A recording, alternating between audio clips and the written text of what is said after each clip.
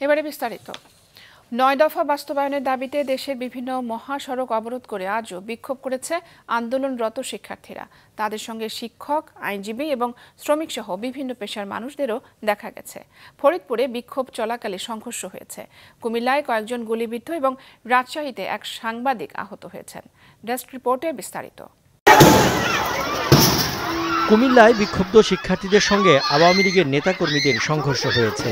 নগরীর রানীর দিঘির দক্ষিণ পাড় ও বাগিচাগাঁও এলাকায় এই সংঘর্ষ হয়। এতে ৬ জন গুলিবিদ্ধ সহ অন্তত ৫০ জন আহত হয়েছে। চান্দিনায় এসিল্যান্ডের সরকারি গাড়িতে আগুন ধরিয়ে দেয় আন্দোলনকারীরা। দুপুরে জামালপুর টাঙ্গাইল সড়কের বাইপাস মোড় থেকে নিপীড়ন বিরোধী বিক্ষোভ মিছিল বের হয়ে পুলিশের ব্যারিকেড ভেঙে অগ্রসর হয়। মিছিলটি নতুন হাই স্কুল মোড়ে পৌঁছলে পুলিশ বাধা দেয়। এ সময় শিক্ষার্থী ও সরকারি দলের নেতাকর্মীদের সাথে ধাওয়া পাল্টা ধাওয়া ও দুই পক্ষের ইট পাটকেল নিক্ষেপে কয়েকজন শিক্ষার্থী আহত হয়। রাজশাহী প্রকৌশল ও প্রযুক্তি বিশ্ববিদ্যালয়ের প্রধান ফটকের সামনে রাজশাহী ঢাকা মহাসড়ক অবরোধ করে বিক্ষোভ করেছে আন্দোলনকারীরা।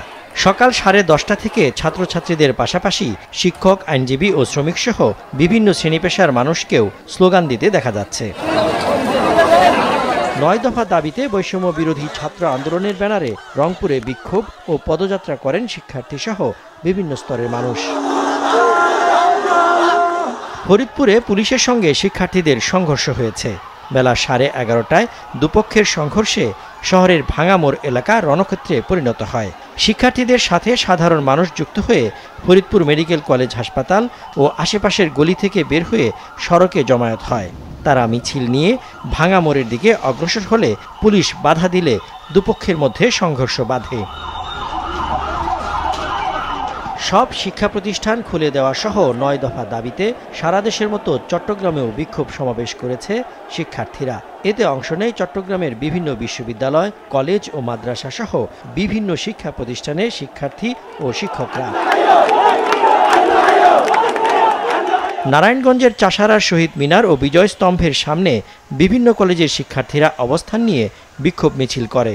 নগরীর সাথে সব ধরনের যানবাহন চলাচল বন্ধ হয়ে গেছে। তোলারাম বিশ্ববিদ্যালয়, নারায়ণগঞ্জ কলেজ ও নারায়ণগঞ্জ মহিলা কলেজ সহ বিভিন্ন শিক্ষা প্রতিষ্ঠানের শিক্ষার্থীরা বিক্ষোভে অংশ নেয়।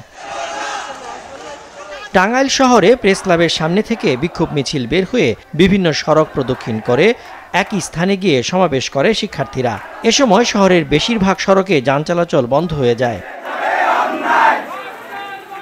সাভারে জাহাঙ্গীরনগর বিশ্ববিদ্যালয়ের শিক্ষার্থীরা ক্যাম্পাস সংলগ্ন ঢাকা আরিচা মহাসড়ক অবরোধ করে বিক্ষোভ করে।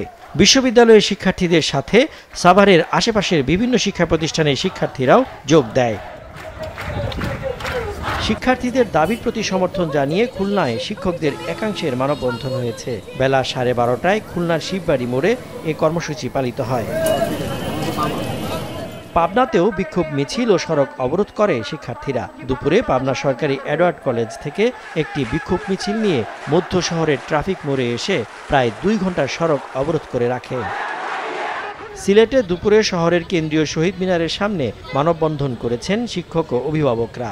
নিপীড়ন বিরোধী শিক্ষক সমাজের ব্যানারে শাহজালাল বিজ্ঞান ও প্রযুক্তি বিশ্ববিদ্যালয়ের শিক্ষকরা অংশ নেন। নরসিংদীতেও বিক্ষোভ মিছিল করেছেন শিক্ষক ও অভিভাবকরা। লক্ষ্মীপুরে জেলা প্রশাসক কার্যালয়ের সামনে লক্ষ্মীপুর ঢাকা মহাসড়ক অবরোধ করে শহরের বিভিন্ন শিক্ষা প্রতিষ্ঠানের শিক্ষার্থীরা। তবে পুলিশ সতর্ক অবস্থানে থাকলেও মিছিলে কোনো বাধা দেয়নি। পটুয়াখালীর লেবুখালীতে সড়ক অবরোধ করে বিক্ষোভ করেছে বিভিন্ন স্কুল কলেজের শিক্ষার্থীরা। লেবুখালীতে শেখ হাসিনা ক্যান্টনমেন্টের সামনে সড়ক অবরোধ করে বিক্ষোভ করে তারা। ঘণ্টাব্যাপী বিক্ষোভ শেষে স্থান ত্যাগ করে বিক্ষোভকারীরা। কুষ্টিয়া, ময়মনসিংহ ও যশোর সহ দেশের বিভিন্ন স্থানে বিক্ষোভ মিছিল ও সমাবেশ করেছে বৈষম্য বিরোধী আন্দোলনের শিক্ষার্থীরা। সজীব সাদিক, মাছরাঙা নিউজ ডেস্ক।